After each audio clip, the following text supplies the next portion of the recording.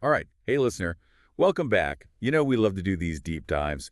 And today we're going to take a look at something, well, let's just say it's a legal challenge up in Canada. Oh, interesting. Yeah, it's really got some folks talking about healthcare. You know how healthcare can be, well, it's a hot topic these days. Yeah, especially Mm. when you start getting the government involved, right? Exactly. And that's what's happening right now in Alberta. We Ugh. passed this new law, Bill 26, they call it.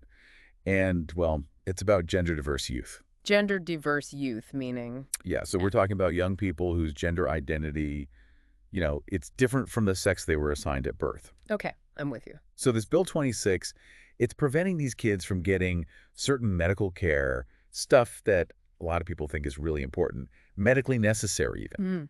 That sounds pretty serious. What kind of care are we talking about? Things like, well, it's often called gender-affirming care. It can be a lot of different things, therapy, hormone treatments, that sort of thing. And this law is blocking access to all of that. That's what they're saying, yeah. And get this, it's the first time this has ever happened in Canada. Never before has a government actually stepped in and said, nope, you can't have this kind of health care. Wow, first time ever, huh? That's right.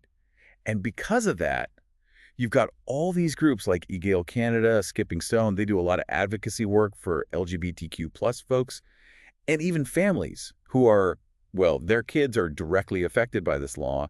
They're all teaming up to fight it. Fight it. How? They're taking it to court. They're saying that this Bill 26, it goes against some really important parts of the Canadian Charter of Rights and Freedoms. The charter, yeah, that's their big document for rights, isn't it? Which parts are we talking about here? Specifically, they're looking at Section 7, 12, and 15. Okay, remind me what those are about. It's been a while since law school. No problem. So Section 7, that's all about security of the person. Basically, it means everyone has the right to make their own choices about their body and their health care. Right, bodily autonomy and all that. Right. Exactly. Then there's Section 12, which is about cruel and unusual treatment or punishment. So they're arguing that denying this medical care is basically like cruel and unusual punishment. One of their arguments, yeah. And then Section 15 is about equality, making sure everyone has equal access to things like health care.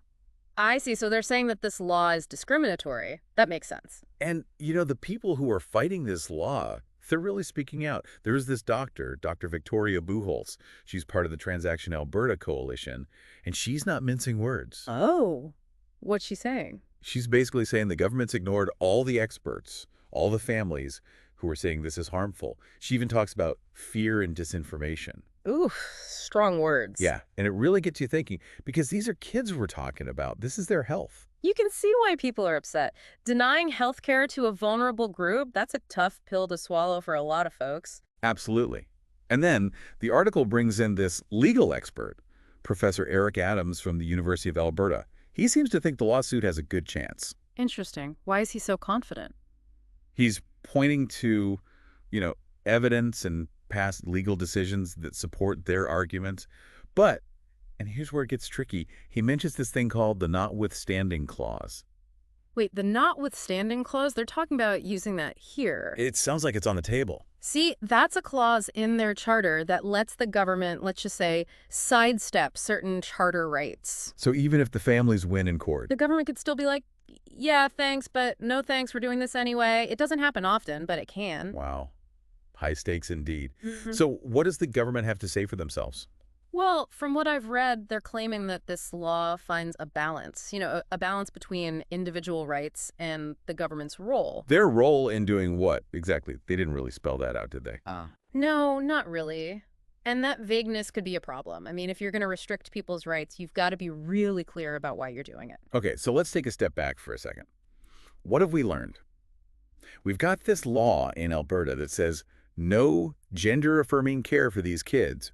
We've got people fighting back, saying it goes against their basic rights. And you've got experts saying, hold on, this doesn't seem right.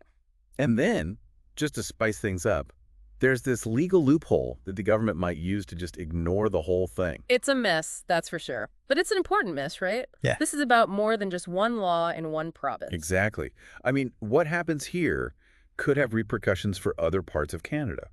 Heck, it could even influence other countries who are grappling with these same issues. It makes you think, if governments start deciding who can and can't get certain types of health care, where does it stop? It's a slippery slope. No doubt about it. And that's why we wanted to bring this to you, listener, because these are the kinds of conversations we need to be having. Keep yourself informed. stay engaged, and ask the tough questions. Because at the end of the day, this is about people's lives. That's it for our deep dive today. Thanks for tuning in.